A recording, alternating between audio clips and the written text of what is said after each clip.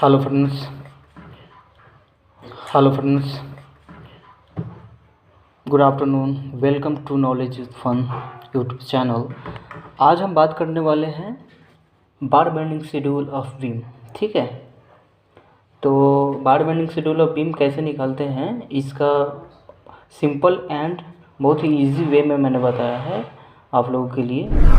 तो प्लीज़ पूरा वीडियो देखिए और पूरा देखने के बाद आपको पूरा चीज़ें समझ में आ जाएगी कि एल एक्स्ट्रा क्या होता है, आर एक्स्ट्रा क्या होता है एंड कटलमेंट बार वगैरह क्या होते हैं और कैसे निकालते हैं अपन 3/4 क्या होता है। ये सब चीज़ें आपको समझ में आ जाएगी, ठीक है ना। तो आज ये अपन शुरू करते हैं। तो please subscribe my channel and share and comment. तो चलिए लेट्स स्टार्ट। तो ये मैंने एक बीम का शेप बनाया हुआ है जिसमें कॉलम का साइज है 450x450 का और इधर भी वही है, सेम है 450x450 का, ठीक है। और बीम का क्लियर स्पान है, यानी कि अंदर टू अंदर इनर टू इनर जो क्लियर स्पान है वो 4 मीटर का है, जिसको एल हम बोल रहे हैं। और आपका बीम का कॉलम का साइज मैंने बता दिया 450x450 का है। तो इसका चलो अपन निकालते हैं बार बेंडिंग शेड्यूल, ठीक है। और यहाँ पे एक चीज़ और मैं बताना चाहूँगा, जैसे कि ये बार कैसे दिया हुआ है, ये चीज़ें मैं आपको बताना चाहूँगा। ये देखिए यहाँ पे ड्राइंग में दिया हुआ था बॉटम बार जो अपन को दिया हुआ है वो लगाना है 2 12 mm का, और उसी में प्लस कटलमेंट भी लगाना है 2 12 का, ठीक है ना। और टॉप में 3 चीज़ें दिया हुआ है एंकर के लिए, जिसको हम टॉप में ही लगाएंगे। टॉप एक्चुअली होता है, लेकिन एंकर पार्ट वही होता है जो टॉप में बीम के, इस बीम के अपन टॉप में लगाते हैं, ठीक है ना। ये वाला, ये जो लगाते हैं, ठीक है, इसे ही अपन बोलते हैं एंकर पार्ट। तो 16 mm डाया का दिया हुआ है। और एल एक्स्ट्रा जो है, एल एक्स्ट्रा मीन्स ये इधर से ये वाला लेफ़्ट एक्स्ट्रा है ना, लेफ़्ट एक्स्ट्रा जो दिया हुआ है 2/16 का दिया हुआ है। राइट एक्स्ट्रा ये वाला जो दिया हुआ है इधर से यहाँ से ऐसे वो दिया हुआ है 2/16 का, ठीक है।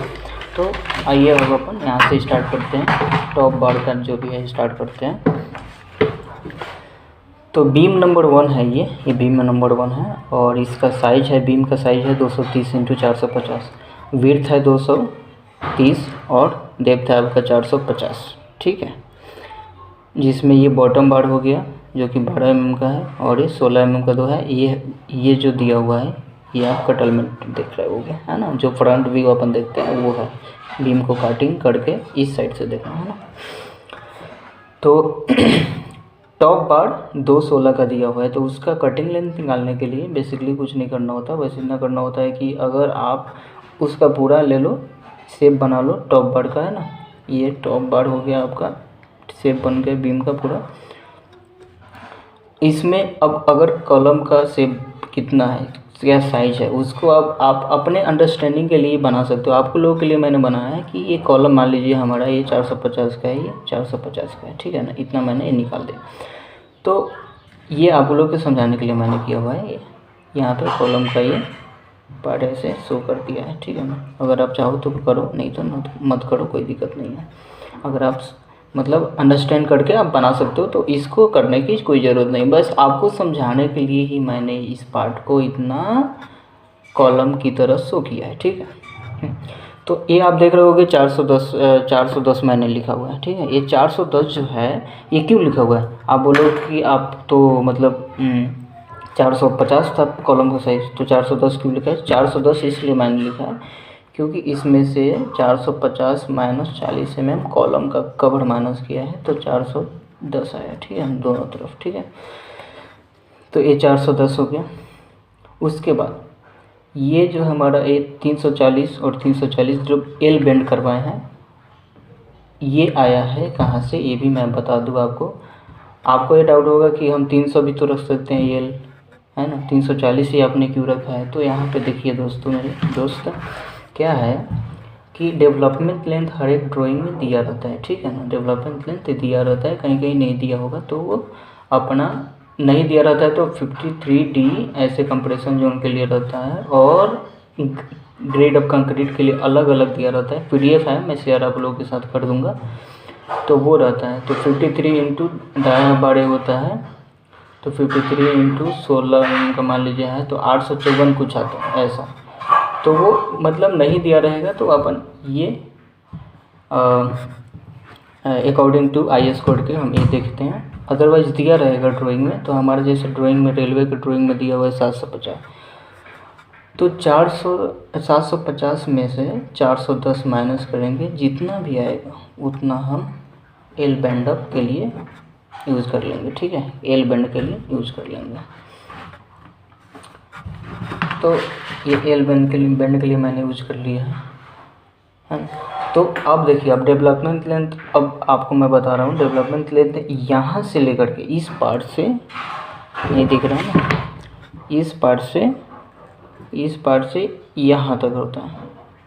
ठीक है, इस पार्ट से इस पार्ट तक होता है, ये पूरा डेवलपमेंट लेंथ होता है। तो 410 340 आप ऐड करोगे तो 750 अकॉर्डिंग टू ड्राइंग के आ जाएगा, है ना। ड्राइंग के हिसाब से हमारा आ जाएगा 750 डेवलपमेंट लेंथ। ठीक है ना, तो ये हमारा मिल गया। उसके बाद ऐसा ही इधर भी, और क्लियर स्पान बीच का है 4 मीटर। तो इसका कटिंग लेंथ निकालने के लिए कुछ नहीं करना होता। कटिंग लेंथ के लिए बेसिकली हमें इसको ऐड करना होता है, इस 340 plus 410 plus 4 metre plus 410 plus 340, है ना। तो वो आप करोगे तो 5500 मेरा आया है। तो 5500 माइनस 64, अब 64 आप देखो कहाँ से आया, क्यों अपन माइनस कर रहे हैं। तो ये बेंड अप जो हुआ ना, ये बेंड, ये 90 डिग्री पे जो बेंड है इसको हम माइनस करते हैं।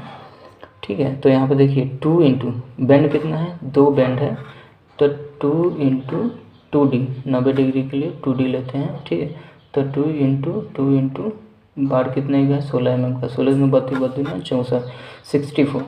तो 5 मीटर 436 mm का एक कटिंग लेंथ है। ठीक है, ये हमारा कटिंग लेंथ 5 मीटर 436 mm का आएगा। उसके बाद ऐसे ही अपन चले तो इसका एल एक्स्ट्रा का बात कर लेते हैं। तो एल एक्स्ट्रा में जो आता है, एल एक्स्ट्रा लेकर के अपन यहाँ पे शो करेंगे ये चीज़ें। तो 340 से हमारा फेस मिला ही है, 340 एल बेंड करवाना है, और 410 का ये अपना कॉलम का साइज है वो निकल गया। उसके बाद जो हम कॉलम के अंदर इनर पार्ट से जो अंदर से जो इस साइड लेंगे इनर की तरफ, है ना, ये वाला पार्ट में जो सरिया लेंगे, ये कितना लेंगे ये पता नहीं होता। तो ड्राइंग में तो मेंशन रहता है, बहुत सारे ड्राइंग में मेंशन रहता है। अगर नहीं मेंशन रहे तो वो IS कोड में प्रोवाइड रहता है। तो वो एक दिया रहता है कि हमें L/4 ही लेना होता है ना।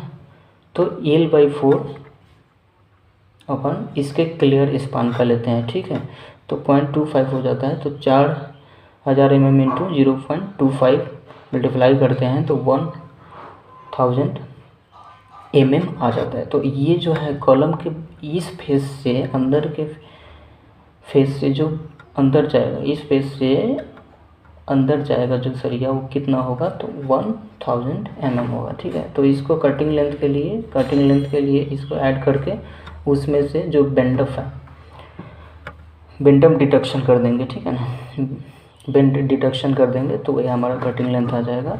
उसके बाद आर एक्स्ट्रा सेम है, क्योंकि ये हमारा क्लियर स्पान वही है, सब कुछ वही है, तो फिर ये भी उतना ही आएगा ना, 1000 ही बढ़ेगा इधर, है ना।